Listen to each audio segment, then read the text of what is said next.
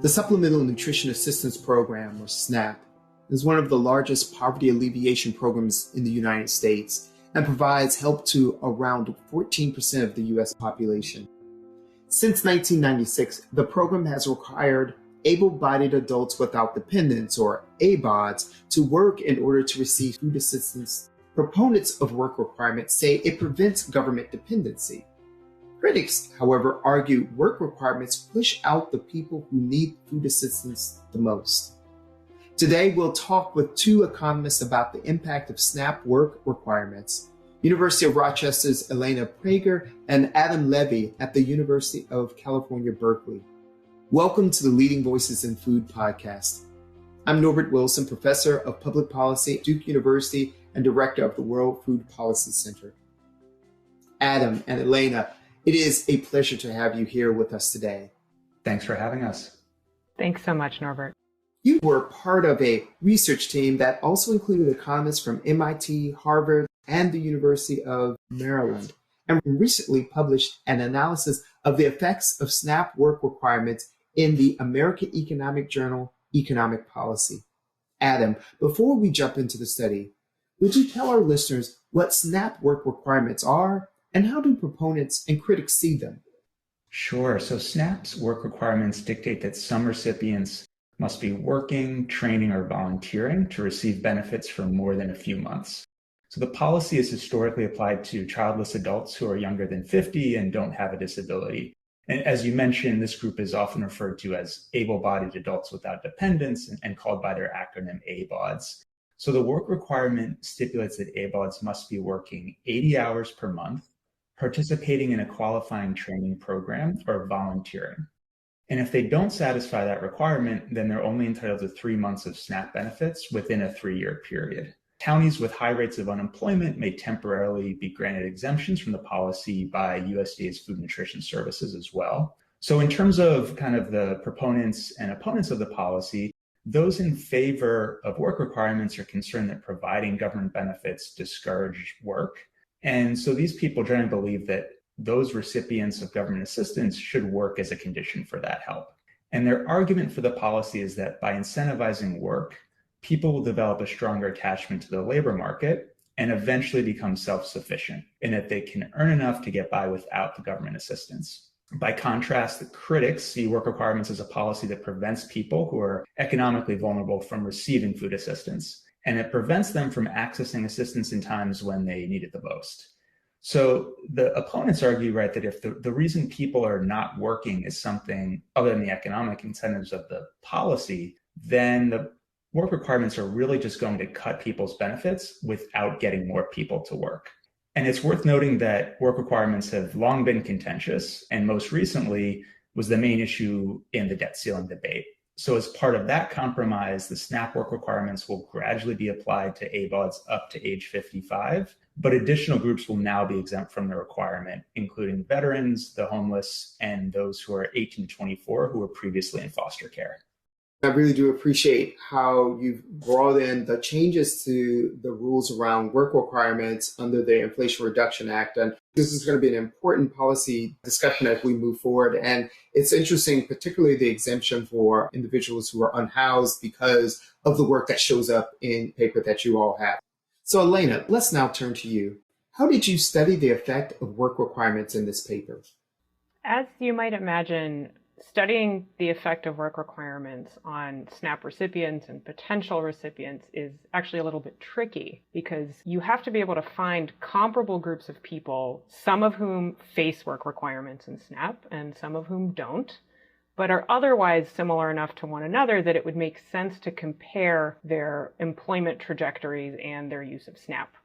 Generally speaking, you don't just directly want to make that comparison across people to whom work requirements apply versus people to whom work requirements don't apply in SNAP, because they're pretty different. The ones who face work requirements tend to be younger, tend to not have disabilities, and tend to not have dependents, like children especially, in the household. And so as you can imagine, if you look at the folks who are exempted from work requirements under typical SNAP rules, there are lots of reasons why they may be less likely to hold a job than the ones who do face work requirements. They may be older, they may be disabled. So you can't just attribute that difference to the work requirements themselves, which means in order to study the effect of the work requirements, you have to go looking for a context where the people who face them and don't face them are much more similar to one another than that. And what we ended up doing is looking at essentially the same set of people as work requirements policies changed over time. In fact, what you end up doing is comparing the same person before work requirements exist to the same person after work requirements exist. Now, you might say, okay, but work requirements have been part of SNAP for decades. Where did you find a time when they didn't exist? The answer is that temporarily, many states suspended work requirements for a few years, starting in the Great Recession, when the job market was very weak and it was just considered too hard for people to find jobs, even if they were trying. And so states were attempting not to be punitive during a very difficult job market. One of those states was Virginia. And so we got very detailed data on both SNAP use and employment and earnings from employment from the state of Virginia. And then we were able to trace what happened to SNAP recipients when that work requirements suspension expired in the fall of 2013. So Virginia put work requirements back into SNAP, which meant suddenly the same people who could use SNAP without work requirements just a month before were facing work requirements newly. And we could compare how their employment responses changed to the changes of the employment responses of other groups who continued to be exempt from work requirements, for example, because they were just a little bit older than 50 when work requirements came back. So we followed both of those age groups, comparing whether they were working and whether they were getting SNAP for several months and years after work requirements were reintroduced by the state of Virginia. That allowed us to both solve this problem that it's generally very hard to make comparisons across groups, and this way we were comparing, sort of across groups, but also within the same person. And in addition, the nice thing about designing the study this way is that we got to study not just those people who got on SNAP knowing that they would face work requirements, and so thinking it was worth all the administrative hassle to get on SNAP in the first place, because they expected to be able to meet the work requirements and continue to receive SNAP. But we were also able to study those people who knew at the time that they got on SNAP that they probably wouldn't be able to meet work requirements if those work requirements existed. But because work requirements were suspended at the time, that actually didn't discourage them from signing up in the first place because they knew that they were going to be able to stay on SNAP for a longer time while work requirements continued to be suspended. Great, thank you. And I realize this is a critical part of your study, to be able to find the exact cohort and the fact that you're able to follow those individuals over a period of time compared to what some other studies have done where they look at the sort of a sample of people that changes on an annual basis or that's more cross-sectional. So I really appreciate the great care that you all put into discerning who that sample should be. And that offers up really clean ways of understanding the effect of able-bodied work requirements. So thank you for that. Adam, what did your research show about who's right about the effect of work requirements? I mean, help us understand that debate a little bit more carefully given the findings of your results. Let me begin by kind of summarizing our main results. So we found no evidence that work requirements led more people to work. So the same number of SNAP recipients worked whether work requirements were in effect or whether they were not. And the large size of the administrative data that we had access to allowed us to be very confident from a statistical perspective that any effect on employment that's positive is likely to be extremely small. And we also didn't find that earnings increased on average either. However, what we did see was a substantial drop in the number of ABODs enrolled in SNAP. So we found that work requirements cut enrollment by more than half among ABODs. And this is a dramatic reduction in food assistance. So this drop in SNAP enrollment was largely driven by people who were already on the program when the work requirements turned back on in 2013, as Elena was just describing. But we also found that many people who were newly enrolled exited the program sooner, and then some potential SNAP recipients did not enroll at all, compared to what we would have expected in a world without work requirements. And so putting all of that evidence together, overall, we found no evidence in support of the arguments that are made by those who favor work requirements. Great, thank you. Elena, do work requirements have any other effects on potential SNAP recipients? Well, Adam already covered the two primary study outcomes that we looked at and that policymakers usually refer to, which are people staying on SNAP and continuing to receive benefits, and are people working. But in principle, separate from just getting a larger number or a larger fraction of people working, economic theory might predict that work requirements could increase income, either through the amount of work or the hourly wages, among the SNAP recipients who were going to be working anyway, right? So we find no effect on who's working, in other words, how many people are working. But in principle, you might say, okay, maybe those who were going to be working anyway are now more attached to the labor force. They're working more hours or more weeks out of the year than they would have been absent the work requirements. As Adam said, we actually on average did not find evidence that work requirements increased incomes. And so we can't really say that work requirements improved labor force attachment on this dimension. We ran this analysis lots of different ways, and in the vast majority of our analysis versions, we found just no change in income. But if you were very motivated to cherry pick a couple of analyses in support of work requirements and ignore the totality of the evidence in the paper, then you can find a couple of versions where there's sort of suggestive evidence that a small fraction of potential SNAP recipients, maybe something like 10 to 15%, might have had some income increases that could be attributable to work requirements. Now, I say that you would have to ignore the totality of evidence in the rest of the paper if you wanted to run with those results, because it really only was a couple out of very many analyses, and the results even there were quite weak, especially compared to the very stark findings of no effect on whether people are working and very large negative effects on people's continued SNAP receipt. Elena, thank you for that. Do you see any differences by subgroups? And I realize that's not maybe a part of the paper as it's written, but knowing that different subgroups have greater unemployment, do you see any differences, say, along racial or ethnic lines or along gender lines? Well, we essentially couldn't find effects on whether people were working as a result of work requirements for any subgroup. We are somewhat limited in our ability to do subgroup analyses because of issues like sample size and statistical power. But to the extent that we were able to cut the data, we didn't see impacts on whether people were working for any of these subgroups, which is actually very different from what we see with people losing access to SNAP. So we saw quite a large disproportionate impact on use of SNAP, meaning people's ability to stay on the program and continue to receive food assistance, for individuals with a history of homelessness. And there was some suggestive evidence of disparate impacts along racial lines, but that wasn't statistically strong enough for me to feel comfortable claiming anything about it. Thank you for filling in that additional bit of information. Adam, why do you think work requirements do not have much of an impact on work?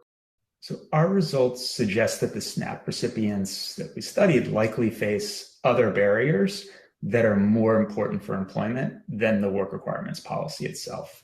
So as Elena just mentioned, we found this disproportionate effect in terms of people who lack stable housing, and that can make it really difficult, right, to hold down a job, to be able to apply for jobs. People may also not have reliable or affordable transportation. And so without those things, you can see how it'd be very difficult, right, for people to maintain gainful employment. Another possibility is that people's hours may fluctuate in ways that make them ineligible in terms of meeting the requirements of 80 hours a month. And so several of those explanations come from other studies of enrollees in different safety net programs in various states. So one great thing about the data we had is that we could track people's earnings and participation in SNAP over a long period of time, but we don't see information on how many hours they worked, for example, or what their transportation options were. Those are issues, though, that many others have noted as being important in different contexts, both using quantitative studies as well as more qualitative studies. And we think this is something that future research should really focus much more on, how to quantify the importance of those different barriers that ABODs likely face, and then trying to figure out how to best design solutions that address them. Thank you, Adam. And this does make me think about another potential issue, and that's the benefits cliff. So if someone is working and there's an increase in their wages, there could be actually a drop in their benefits that they receive from SNAP, and that could make this story a lot more complicated. I think how many hours a person works and their wages is a really important thing. So I appreciate the next stages of either this work or what other researchers should be engaged in. Elena, I do have this question for you. How did you handle individuals who dropped out of having the ABOD status? Say if they had children or if a disability came up, was this an important factor in evaluating that subpopulation? For the validity of the study results, it was very important for us to keep a consistent sample throughout the time period that we were evaluating these outcomes over, which meant that if people were eligible for our sample definition at the beginning, then we kept them in the sample for the rest of the time period. That means that there were some people who dropped out of ABOD status for various reasons. And actually, if I recall correctly, and Adam can jump in if this is not right, the most common way that people in the sample dropped out of ABOD status is by having a newly documented disability. Our understanding is that what's happening with those folks is that many of them might have been eligible for a disability documentation that would have made them exempt from work requirements, even during the time that Virginia had suspended work requirements. But there was essentially no point in their going through the hassle and their caseworkers going through the hassle of getting that documentation because the work requirements didn't apply to them anyway. And so when the work requirements came back, some at least of those folks got their disabilities officially documented so that they were, again, exempted from work requirements. And this sort of illustrates why it's important for us to keep a consistent sample before and after the work requirements come back, because we want to make sure that we're not sort of changing who's in the comparison group, right? You don't want apples to suddenly turn into oranges halfway through your study period. Elena's description was exactly right. And in terms of the magnitudes of that response, in terms of people who were exempt for a reason other than their age, it basically doubled the proportion of people who dropped out of ABOD status. So on average, about 10% of people had some exemption besides age from ABOD status. And then we saw that the policy increased that by 5.6 percentage points. So a pretty large relative change.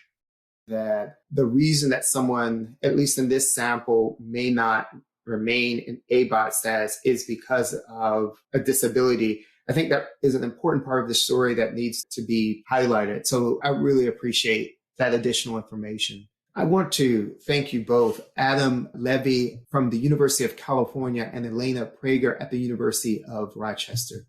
Thank you for listening. If you would like to subscribe to the Leading Voices in Food podcast series, you can find it on Apple Podcasts, Google Podcasts, or your favorite podcast app. Podcasts and transcripts are available on the website of the World Food Policy Center at Duke University. Thank you.